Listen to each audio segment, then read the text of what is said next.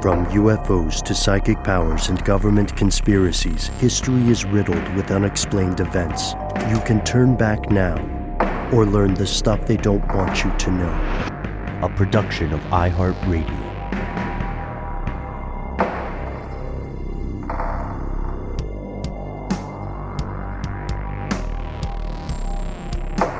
Hello and welcome back to the show. My name is Noel. Our colleague Matt is on adventures. Hopefully will send us some photographs of him on a boat.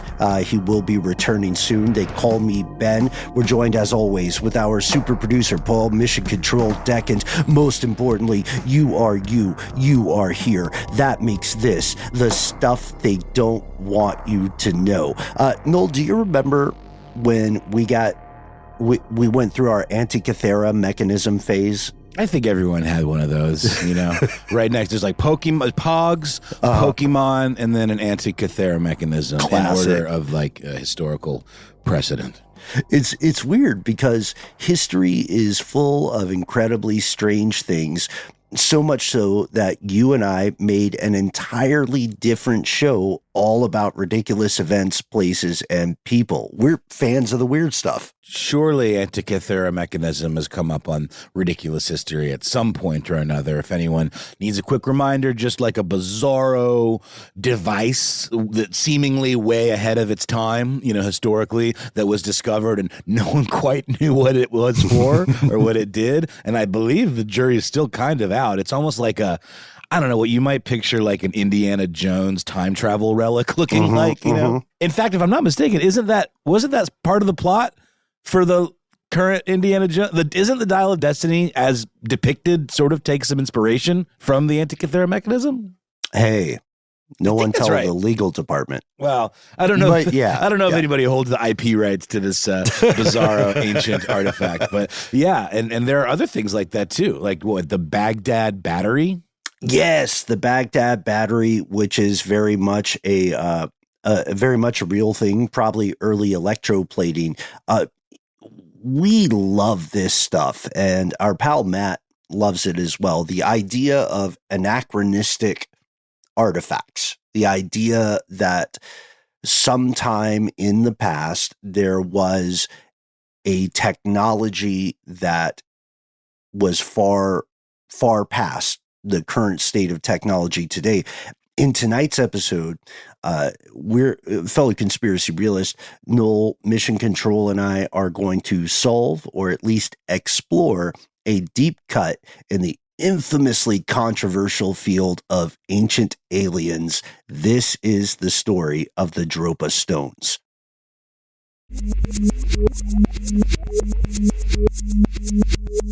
Here are the facts. The earliest source for the Dropa Stones is in an article in Ben, You're a Big Jerk. What the heck is this nonsense here? I'm sorry, Ben's printed in the outline here in, I guess, what is this? Greek, Russian maybe, huh? Yeah, it's Cyrillic. Cyrillic. It's an incredible script, but it just hit me out of the blue, and I'm just like, my brain log jammed. You did helpfully include in parentheses that it does translate to Literaturnia Gazeta. Yeah. Ben, I'm sorry I called you a jerk. I didn't mean it. I love you. Nah, it's fine. You know me. I'm a dirtbag. This was February 9th, 1960. And in this article, they talk about the speculations of a guy named Matist im Agrist. Pardon our mispronunciations here. We are not native speakers. He's a guy who was born in like 1915, who believes that aliens visited Earth in the distant past, and they left traces of their arrival. And this became a breakout success. Like, at first, it just published.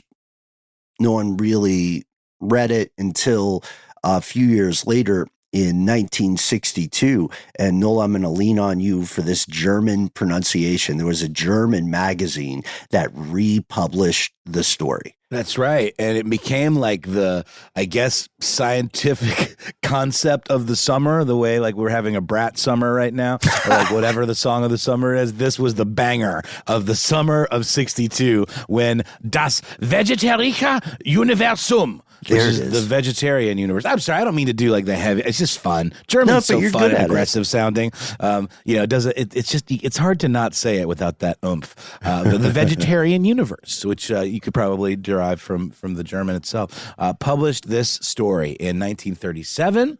As they described in 1962, a man named Chi Pu Tai led an archaeological expedition into the Bayan Har Mountains in western China and discovered 716 granite discs with hieroglyphs, or I guess, rune-like, perhaps hieroglyph cryptograms, on these granite discs. Yeah. And they looked like they were made on purpose instead of, say, the weathering or something. Right. Erosion on rocks or something. Someone or something appeared to have carved stuff onto these discs the way that you would lay a song into a record on vinyl. There you go.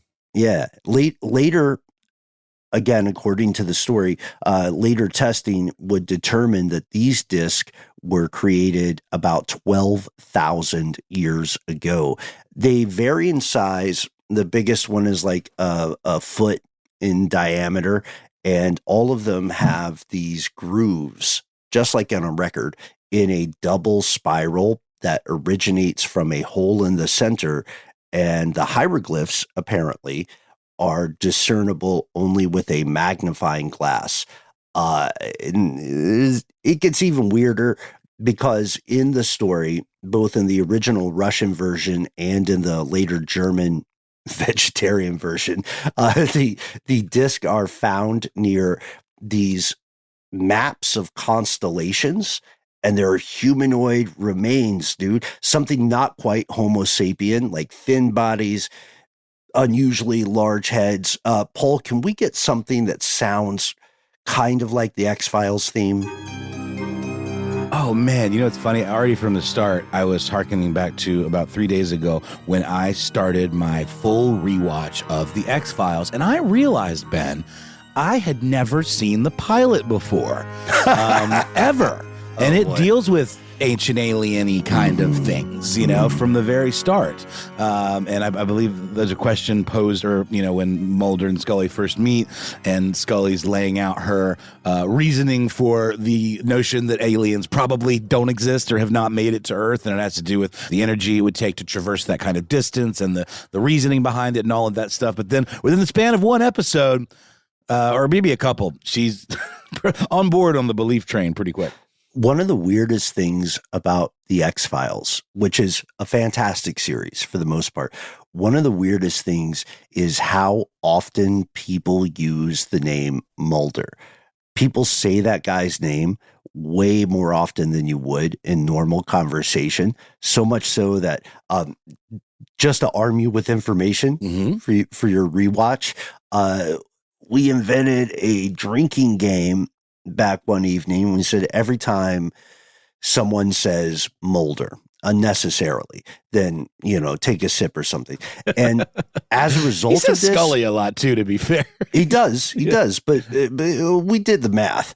There's more Mulders than Scullys. More Mulders. And it was so bad that at somewhere in season 3, I quit drinking alcohol, and I didn't drink alcohol for a year because I was worried about my health. If I had to, that's how many Mulders there are. Wow. Yeah. I guess when you're using the drinking game, like in everyday life, or you just watch a lot of X-Files, it can get out of hand pretty quickly.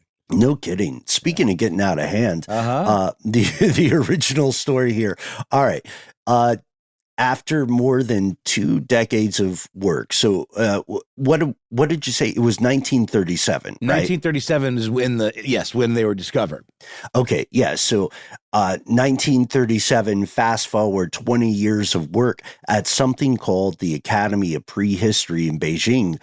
These Chinese archaeologists apparently managed to not only discern these hieroglyphs, but also to translate them. And they say, all right, here's the skinny.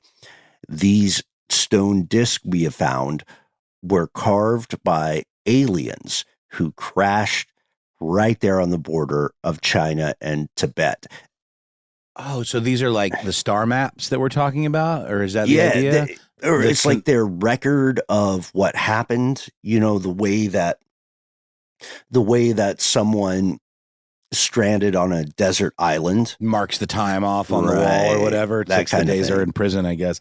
The spiral configuration is interesting to me. I wonder, like you mentioned the idea of like grooves on a record, which immediately makes me think, is this some sort of, was there potentially a device to decode this beyond what's just on there on the surface? There's actually some embedded hidden message in there. Pretty cool. I like where your head's at. There's a guy who publishes, according to the story, all of this translation. His name is Sum Nui. And when he publishes this, all right, here's the idea. He says, we've decoded the hieroglyphics. We're learning an alien spacecraft crashed, as you said, in this region in Western China 12,000 years ago. And he says the occupants call themselves the Dropa or the Zopa, and they couldn't repair their spacecraft. They tried to adapt to Earth environments, but they couldn't do it. And local human tribes hunted them down and essentially ended them, killed most of them. The skeletons, with unusually large heads and thin bodies, were pretty short, and apparently they intermarried, according to this translation, with the human population. So you couldn't tell who was a human versus who was an alien versus who was a human-alien hybrid. When this guy publishes this, everybody thinks his ideas are trash. So the story goes, Sum leaves for Japan.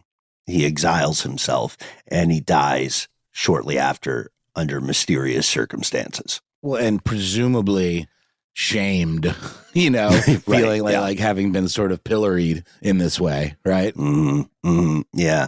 In 1966, a Russian magazine called Sputnik republishes this story. This time the author byline is a guy named Vyacheslav Zetsev.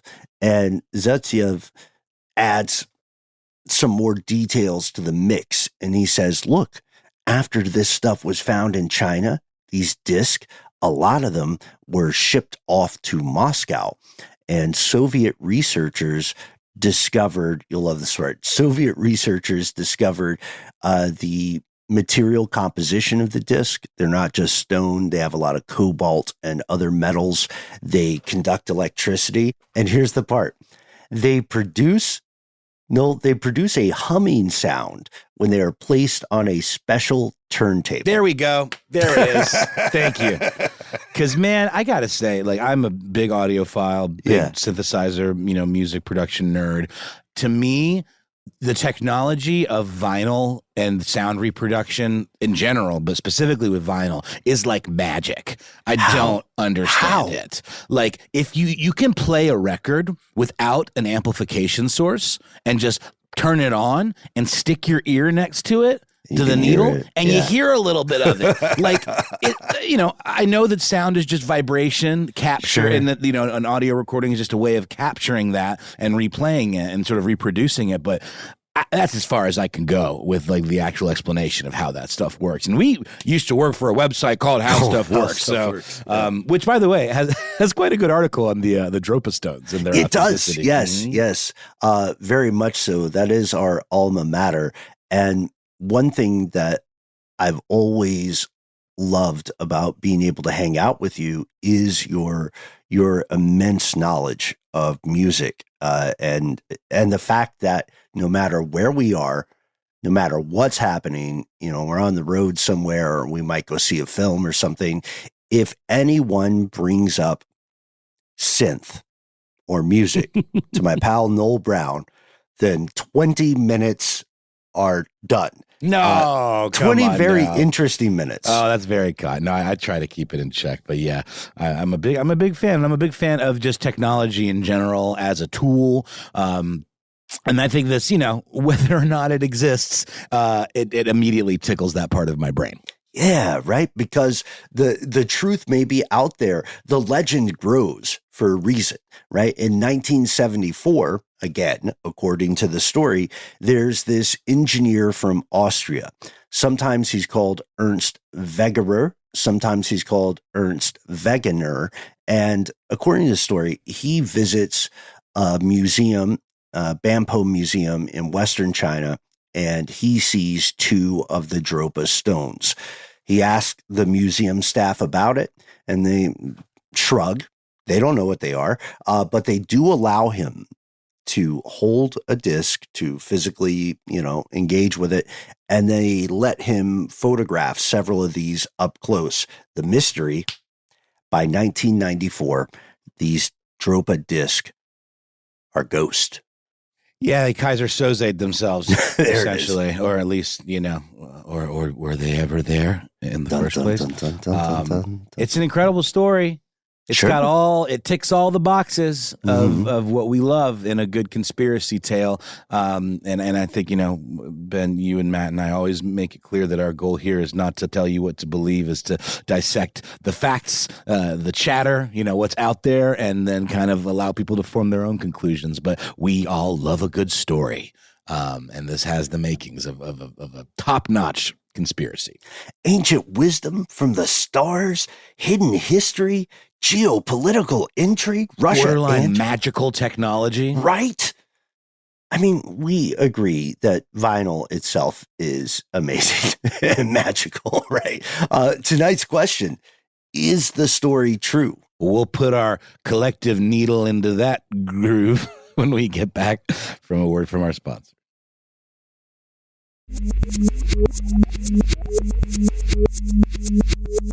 Here's where it gets crazy.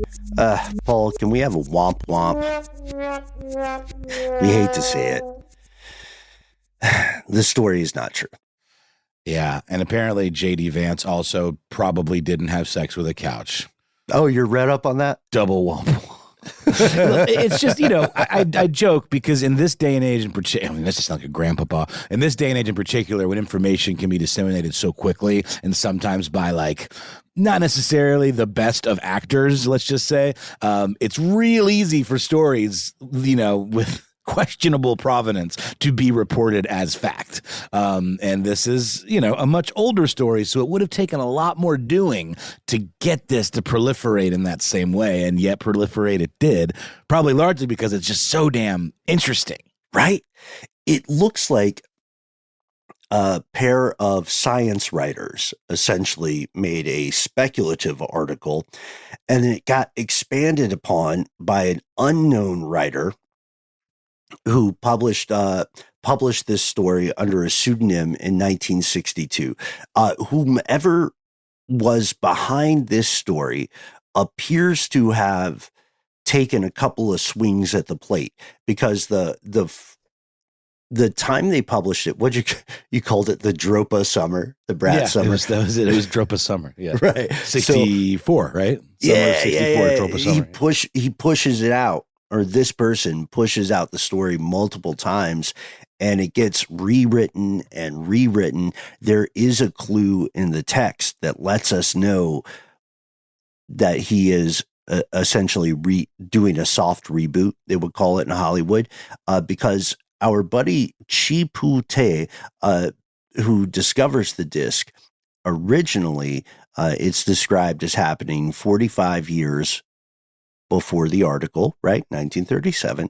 And then when they republish, whomever this prankster is, they don't change that timeline. So now our guy, the archaeologist from China, is doing his expedition in 1939. Accuracy is not the primary mission of this article. And we've got to give a big shout out to our friends at Bad Archaeology. Well, as my mother used to say, never let the facts stand in the way of a good story. That's true. She has said that. Yeah, she said that a lot, actually. But that's right. Bad archaeology put it like this, I think, really succinctly. It seems that 1964 was a better year for tall tales involving crashed UFOs, as the story was taken up in a variety of publications. So even in this time, people would a good story. It's spreadable. It's shareable. You know, everyone wants to be the one that shares that crazy story and be the first person you heard it from, whether you're a human being or a publication. Continuing, it was through one of these that Vyacheslav Zaitsev's popularization made it known to a wider world, including the up-and-coming Erich von Däniken. Mm-hmm. Yeah, the author of Chariots of the Gods and several other stories. He was up-and-coming. He was a real up and comer. He was the Kendrick of his time in the world of ancient alien folklore.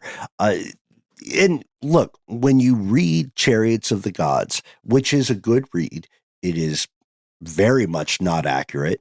It is very, in my opinion, speculative, if I'm being diplomatic. When you read this kind of stuff, you will see a narrative suggesting that all of the works of modern human society are broken remnants of a much more evolved and sophisticated civilization from the stars. This is where you see like the pictures of old stone carvings, woodcuts, that appear to depict UFOs or visits from godlike entities. The issue with the Dropa stones is,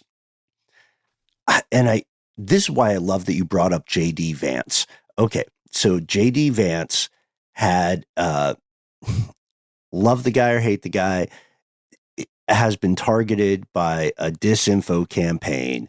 The idea being that, beat me here, Paul, he a latex glove. That was tucked into a couch. That was tucked into a couch. Right, so you call it double fifi right there.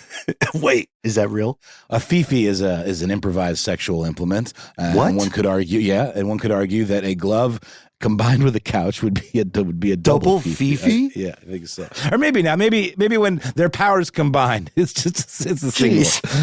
So the idea, here's why this is a great comparison that we've made here, because the original story about upholstery intimacy. Wow, I walked down for that one. That was good. That was very diplomatic.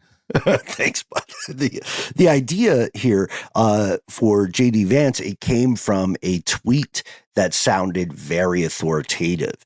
It said, "This is from Hillbilly Elegy. Here is the page." Citation. Yeah, exactly. And credit to our buddy Miles from Daily Zeitgeist. Miles Gray pointed out how excellent that misinformation was. And that it was reported by a seemingly reputable source. Yeah. Right? Yeah.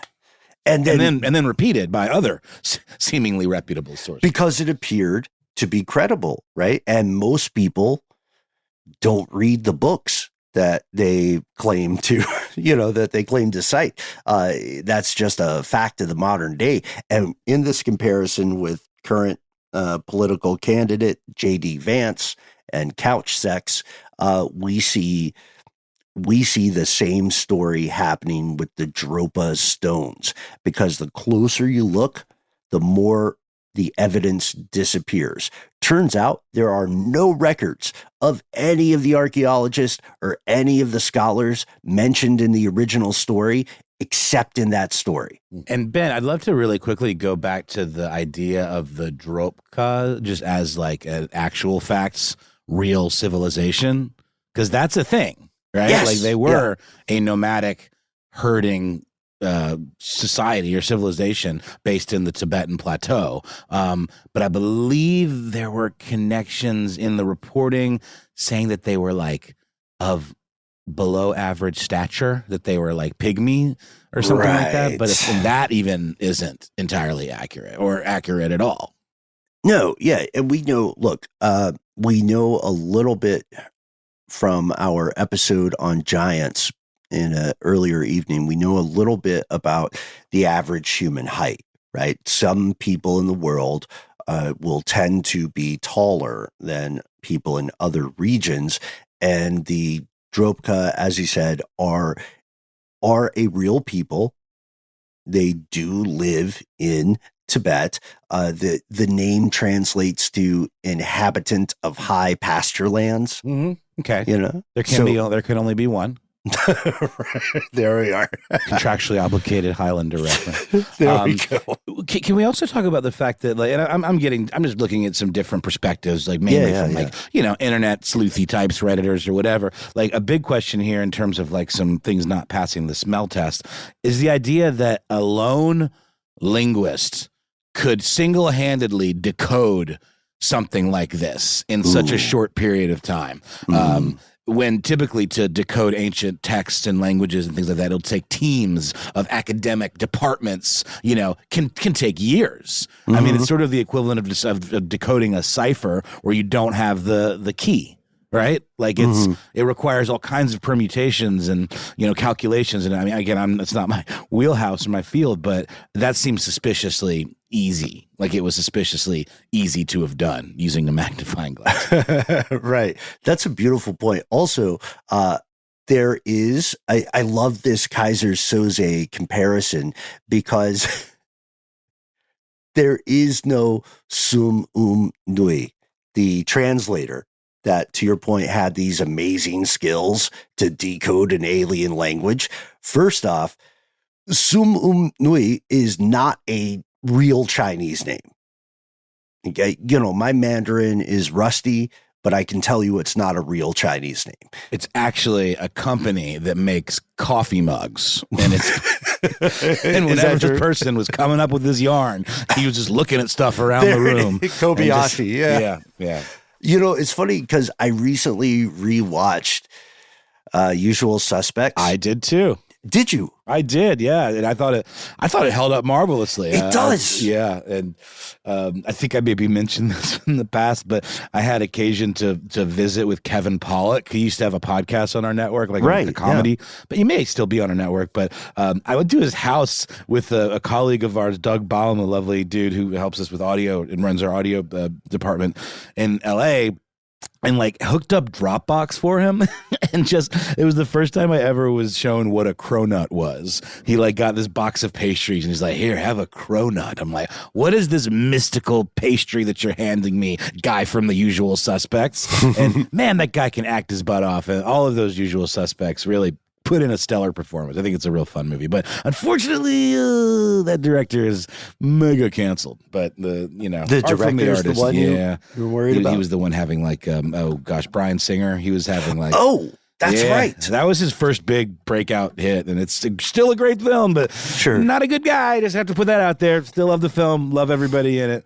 And yes, we know about the spacey stuff, folks. Of course, forgot he was. I'm sorry. Jeez Louise. Are there any good people in Hollywood? Yes. Doug Baum.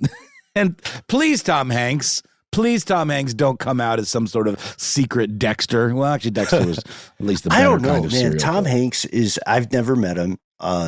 He seems beyond reproach. I respect that his first great love is typewriters. Yeah, that's right. And he loves his embarrassing son, Chet, just as much as his non-disappointing son, Colin. I love that. It's funny though, because to your example there, if it turned out, and Tom, if you're hearing this, I hope you are not offended and take this in the spirit with which it is intended.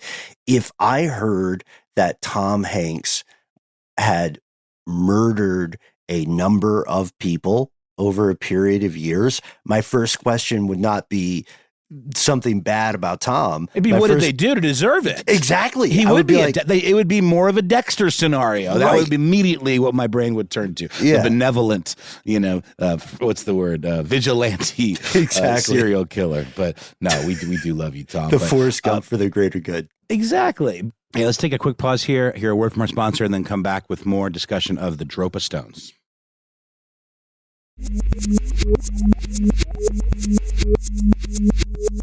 And we're back. Yeah, I don't know, Ben. I think this is a fun pick just for like a kind of a conspiracy, an old conspiracy chestnut that does deserve a little bit of picking apart. But it's also, we have to remind ourselves, one reason we love doing the show is that a lot of these stories, whether true or not, are fun to talk about, and we love good stories. And you know, you mentioned Chariots of the Gods, right? Chariots of the Gods. Yes. Sir. So is that book published with the presumption that it is true, or is it kind of speculative in its nature? Like, and where do you think the line is on stuff like that when it comes to publishing? Fact v. fiction. Yeah, it is. At least when it first came out and I read it, it was published as though it is 100% on the line of nonfiction.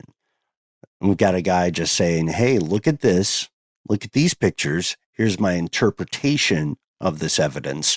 And then they play the if-then game, right? So they kind of branch out on the what ifs. And it was not ever depicted by the author as though it were fiction.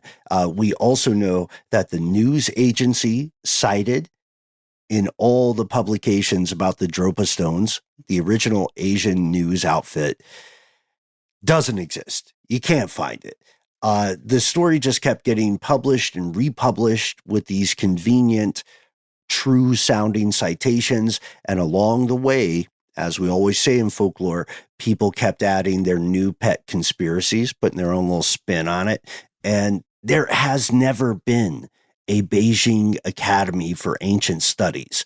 There are no records of the original Chinese archaeologist who is cited. All the stories that feature these folks also do a thing that can help you discern fact from fiction.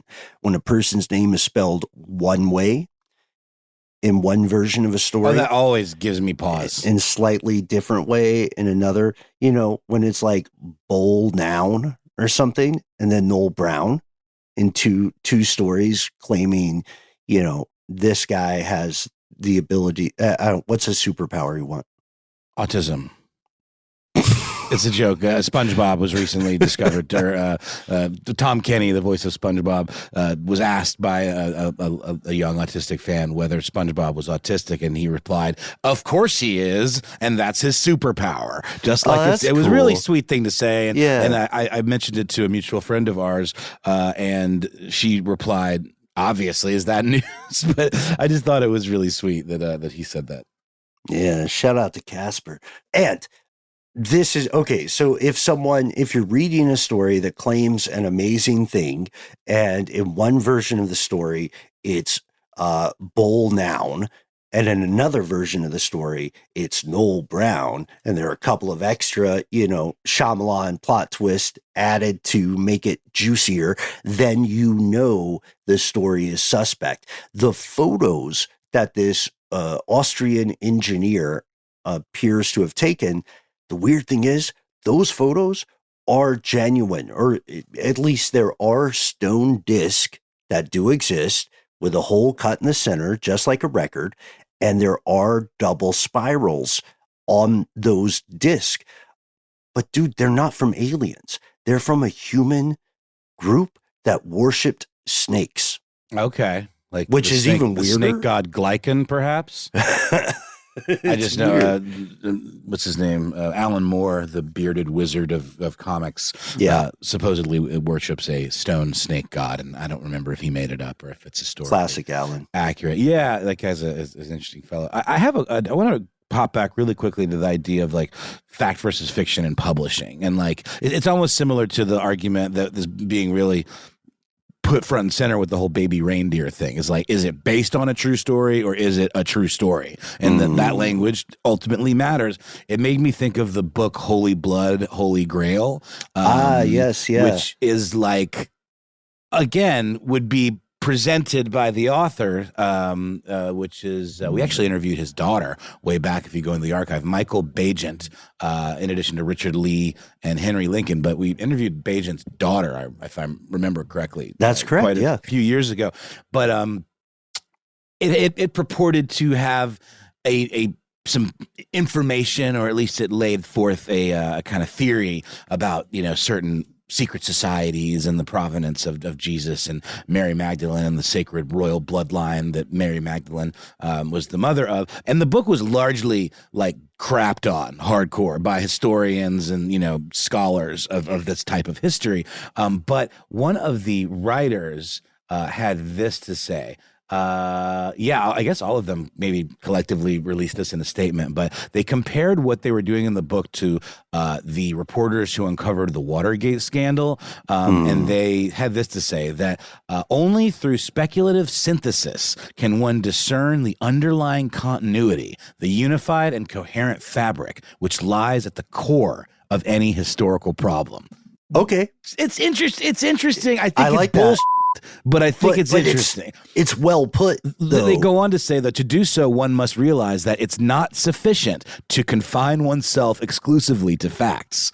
It is a slippery slope. I think speculation, again, that's a lot of what we do here on the show.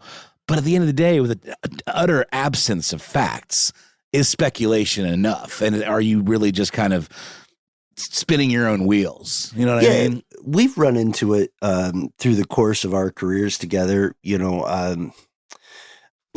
Remember I would send some crazy story and say, we should do this. And Matt and you would, I remember you guys texting me one time. I think it was the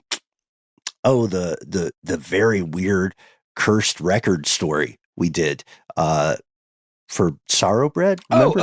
You did, our short-lived radio theater company. I love that. Sorrow, I can't even. And Noel did all the production on this. God, I want to do more of that. That's so fun. Now that I've got all the beep boop machines here, I would love to just like live improv a crazy spooky synth score to one of your stories. Do it. Let's make it happen. Check that out, folks. We have done and will do more fiction on stuff they don't want you to know. But to that excellent point about well put BS, I remember when you and Matt had a sit down with me and asked me, hey, how much of this story is true? Because it sounded plausible enough, right? It's based on an urban legend, etc. I really love the production on that one, man. Oh, I appreciate it. I'm going to go revisit that. But it also makes me think of some things that we've experienced in pop culture, too, where it's like, again, based on a true story. This is a true story. The marketing behind, say, a Blair Witch Project situation where it's put out kind of almost like, we're not saying it's a documentary exactly. They may well have, though. I can't remember. It was just a really interesting rollout for a film. A lot of people went to see it thinking it was real, and that they thought it was real is what made it as scary as it was. And maybe you could argue that if you go in watching it knowing it's just a movie, it's just a bunch of shaky cam and people crying and snotty nose and stuff. But like, if you really thought it was real and you were seeing a genuine artifact of someone being hunted by a malevolent spirits or a witch or whatever, hell yeah, that's creepy. But the barrier to entry is much lower at that point. True. And I feel like that applies to this type of stuff as well. Ooh, perfect.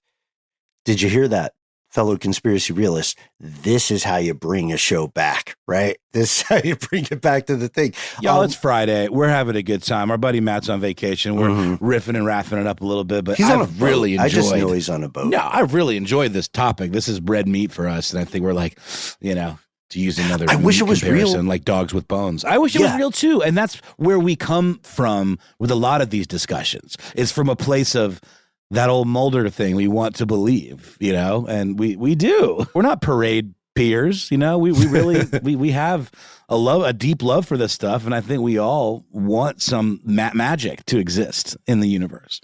Yeah, just so. And for anybody who's wondering, my pal Noel's favorite superhero is probably Doctor Strange. Is that correct? Doctor Strangelove. Doctor Strange. Okay, don't get it twisted. The fact that we want there to be magic in the world, we want these extraordinary things, that is part of why it is important for us to think critically about things that are not true. And sadly, it looks as though the Dropa Stone case is another instance of a story that sounds intriguing and just plausible enough for people to repeat it ad nauseum without really diving into the facts. Obviously, we want all this stuff to be real. A single genuine case would absolutely make our day. A single genuine ancient alien case, we could probably retire. Absolutely. Just, I'd probably drop dead out of sheer joy. But what we do get, though, whether or not these things are true, is that they leave a lasting impact on culture, whether or not they actually were real or not. It almost doesn't matter sometimes. We also often talk about how oftentimes the mystery is cooler than the solution, like, with the Georgia Guidestones and things like that, where it's like, let's leave a little mystery in the world. But what I was referring to specifically with this one is a video game that I believe I referenced on a video we did a while back when we were kind of talking about books they don't want you to read or whatever. Yeah. It's a game called Outer Wilds, and it involves these ancient artifacts and stones left behind by an ancient alien civilization, and you're this explorer and you have to collect all this data and decode these messages and stuff. And I'd be very surprised if the creators of Outer Wilds, which is a really smart, weird little game, an indie type game, didn't know about this story or influenced by it in some way. Yeah, that's a fantastic point, because what we're talking about here is folklore, essentially. And the purpose of folklore is to somehow explain the world. But we also see in the story of like everything from Jack and the Beanstalk to the Dropa Stones. What these stories really tell us is more about ourselves. Sort of like how any good disguise is an autobiography of the person wearing the disguise. That's fair. It's a little weird for a Friday, but or oftentimes in political rhetoric that gets really heated, if someone's talking a lot of smack, it oftentimes they're accusing the other person of what they themselves are guilty of. Exactly. Yes. I think I read it one time in a pithy way. Every accusation is a confession. It can be if you're not careful, or if you're just kind of like throwing spaghetti at the wall and seeing what sticks. Have you ever thrown spaghetti at a wall? No, but I really need to get on that. It seems like a lot of fun. But there are easier ways to see if your spaghetti is al dente. You don't necessarily have to throw it at the wall. But. I did it once. No, I did it a couple times, just to see. But just to see what sticks. Just to see. But that is our show for this evening. The Dropa Stones, as far as we can tell, are a hoax. That does not mean other stuff is not true. We're grateful that you have tuned in here. We'll be back very soon with some more explorations, disappearing billionaires, Nazi whisperers, genuine conspiracies. Join us in separating the fact from the fiction. We try to be easy to find online. Find us on the internet at the handle Conspiracy Stuff, where we exist on Facebook, where we have our Facebook group. Here's where it gets crazy. On X, nay, FKA, Twitter. We exist at that handle as well. In addition to YouTube, where you can find video content coming at you on the regular. On Instagram and TikTok, however, we are Conspiracy Stuff Show. And if you would like to call us, you can do so. A number of years ago, we set up a telephone line just for all our fellow conspiracy realists. The number is 1-833-STDWYTK. When you call that number, you'll hear hopefully a familiar voice and then a beep like so. Beep. You'll have 3 minutes. Those 3 minutes are yours. Go ham, go hog wild, go a third reference just for like rule of 3. Give us your real name, give us a moniker you're comfortable with. Let us know if we can use your name and or message on the air. Most importantly, do not censor yourself. If you have a story that needs more than 3 minutes, if you have links, if you have photographs, send them to us. Take us to the edge of the rabbit hole and we will do the rest. All you have to do is drop us a line at our good old-fashioned email address, where we are conspiracy@iHeartRadio.com.